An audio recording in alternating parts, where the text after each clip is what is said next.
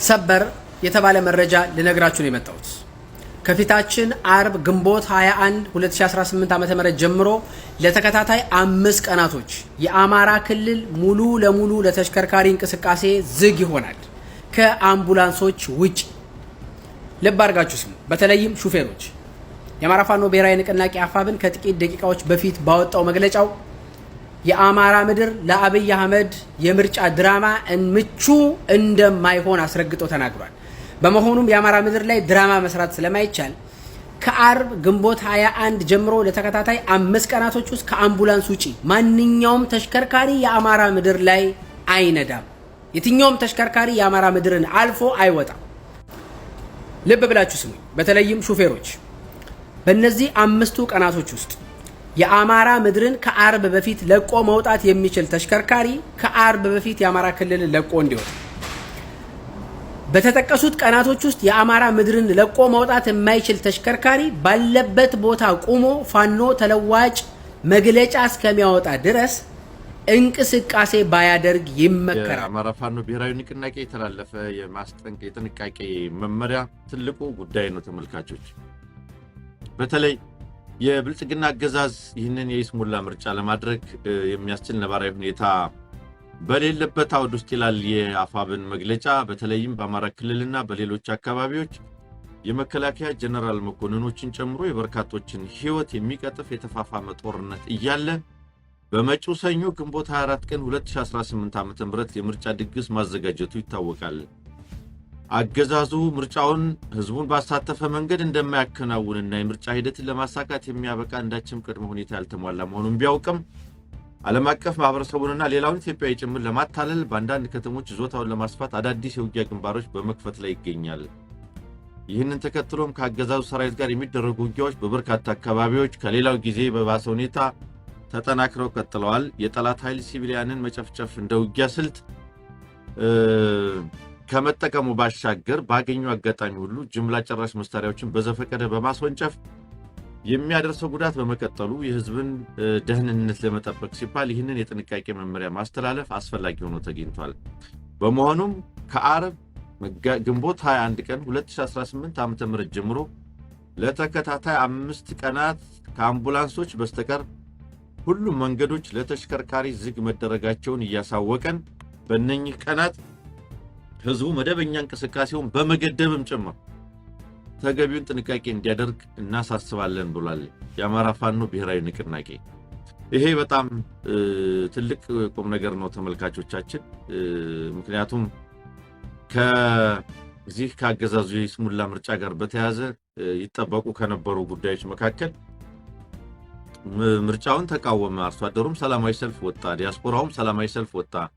አፋብንም በመግለጫ ይህን ምርጫ እንደማይቀበለው የሚሳተፉትንም አካላት አስጠነቀቀ።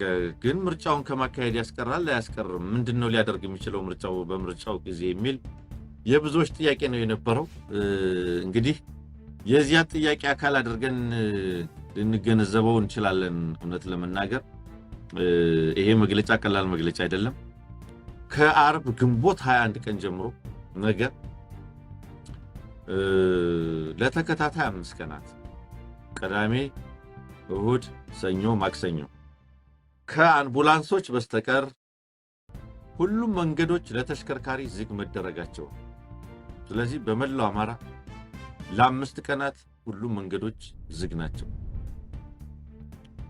ሁሉም መንገዶች ዝግ ናቸው ማለት ምናልባትም ሌሎች ወታደራዊ እንቅስቃሴዎች ተሽከርካሪዎች በሚደረጉ እርምጃ ይወሰዳል ማለት ነው።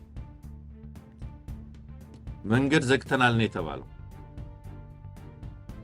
ሁሉም መንገዶች ነው የተባለው። ሁሉም መንገዶች ለተሽከርካሪ ዝግ ተደርገዋል ለ5 ቀናት ያክል።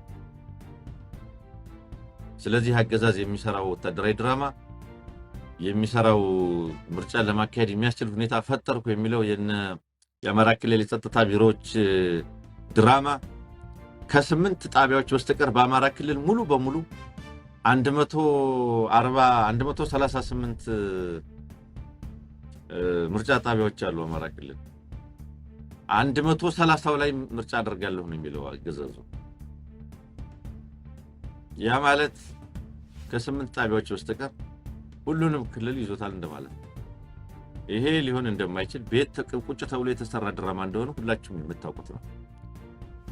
ስለዚህ አፋብን ጥሪ ምንድነው? ለ5 ቀናት ከአምቡላንሶች በስተቀር የትኛውም ተሽከርካሪ በየትኛውም የአማራ ክልል መንገድ ሊጓዝ ሊንቀሳቀስ አይገባም የሚል ይሄ መመሪያ ነው። ይሄ መመሪያ መከበር አለበት። በሁሉም አሽከርካሪዎች ሊከበር ይገባል። ይሄ ብቻ ግን አይደለም። አፋብን ያቀረበው ጥሪ ህብረተሰቡ ራሱ ህዝቡም በእነኚህ ቀናት ውስጥ በ5 ቀናት ውስጥ መደበኛ እንቅስቃሴውን በመገደብ ጭምር ተገቢውን ጥንቃቄ እንዲያደርግ ነው። ስለዚህ ምን ማለት ነው? ከመደበኛ እንቅስቃሴ መገደብ ማለት ጉዞ አለማድረግ፣ በያለህበት መርጋት፣ ቤት መሆን ማለት ነው። በነገራችን ላይ አንደኛው የህዝባዊ እምቢተኝነት መገለጫ እንደዚህ ባሉ ጊዜያትና ወቅቶች ላይ ተሳትፎን በመገደብ ጭምር ነው። ባለመሳተፍ በነገራችን ላይ እንግዲህ አገዛዙ ያወጣውን የሰበሰበውን የምርጫ ካርድ በየመስሪያ ቤቱ አስቀምጡ ማለትን ታውቃላችሁና ምናልባት በየመስሪያ ቤቱ የሰበሰበውን የምርጫ ካርድ የሆኑ ካድሬዎች ወስደው ኮረጆ ውስጥ ማስገባታቸው የሚቀር አይደለም። የትኛው ታዛቢ ሊታዘብ? አውሮፓ ህብረት የለ በገለልተኛነት የወርቅነህ ገበየሁ ኢጋድና የአፍሪካ ህብረት የነሱ መጫወቻ ልኡካን ናቸው ያሉት። እነዚህ ደግሞ የት ድረስ ሊሄዱ ይችላሉ? አማራ ክልል መሄድ ይችላሉ እነዚህ ልኡካን? ምስራቅ ጎጃም፣ ምዕራብ ጎጃም፣ ሰሜን ጎንደር ይሄዳሉ? ጎንደር ከተማ በአውሮፕላን ሊልካቸው ይችላል። ኮምቦልቻ በአውሮፕላን ሊልካቸው ይችላል። ሰሜን ወሎን፣ ላስታን ሄደው ምርጫ መደረጉንና መታዘብ ይችላሉ። ነፃ ፍትሃዊ ፍክክር ያለበት ምርጫ መደረጉ። ቦረና፣ ምዕራብ ወሎ፣ ደቡብ ጎንደር ሄደው ምርጫ መታዘብ ይችላሉ። የፖለቲካ ኃይሎች ፍክክር እየተደረገበት ነው አይደለም? አካታች ነው አይደለም? ህዝቡ በነፃነት እየመረጠ ነው ወይንስ አይደለም? የምርጫ ስነ ስርዓት ተሟልቷል አልተሟላም ሊሉ ይችላሉ? አይችሉም። ለውክልናው ሲባል ምንድነው የሚደረገው?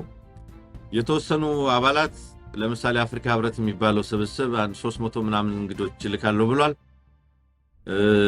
የተወሰኑትን ሐዋሳ፣ የተወሰኑትን አሶሳ፣ ገሚሱን አዲስ አበባ፣ ገሚሱን ጋምቤላ፣ የተወሰኑትን ሐረር እና ድሬዳዋ ያደርጋል። መቀሌ የሚልከው የምርጫ ታዛቢ የለም። ወልዲያ የሚልከው፣ ላስታ የሚልከው የለም። ፍኖተ ሰላም የሚልከው ወይም ዳንግላ የሚልከው የምርጫ ታዛቢ የለም። በወታደር አጅቦ ባህር ዳር ሊልክ ይችላል። እሱንም ለደቂቃዎች ለአንድ ለሁለት ጣቢያዎች። ጎንደር እንደዛ ሊያደርግ ይችላል። በአጠቃላይ ግን ይሄ እንቅስቃሴ አገዛዙ እንደፈለገው ያገዛዙ ካድሬዎች እንደፈለጉት መኪና ይዘው ተንቀሳቅሰው በየወረዳው በየዞኑ ምርጫ ሊያካሂዱ የሚችሉበት ሁኔታ የለም። አፋብንም ይሄንን አግዷል፣ ከልክሏል፣ አልፈቅድም ብሏል። ስለዚህ ተሽከርካሪዎች ከአርብ ጀምሮ ለ5 ቀናት በመላው አማራ መንገዶች ዝግ ናቸው። በተዘጋ መንገድ ላይ የሚንቀሳቀስ ተሽከርካሪ የካድሬ ተሽከርካሪ ነው። እግድ በተጣለበት መንገድ ላይ የሚታይ ተሽከርካሪ ያገዛዙ የጨፍጫፊው ሰራዊት ተሽከርካሪ ነው። ስለዚህ በዚህ ሁኔታ ውስጥ ህብረተሰቡ ቤት በመቀመጥ መደበኛ እንቅስቃሴውን በመገደብ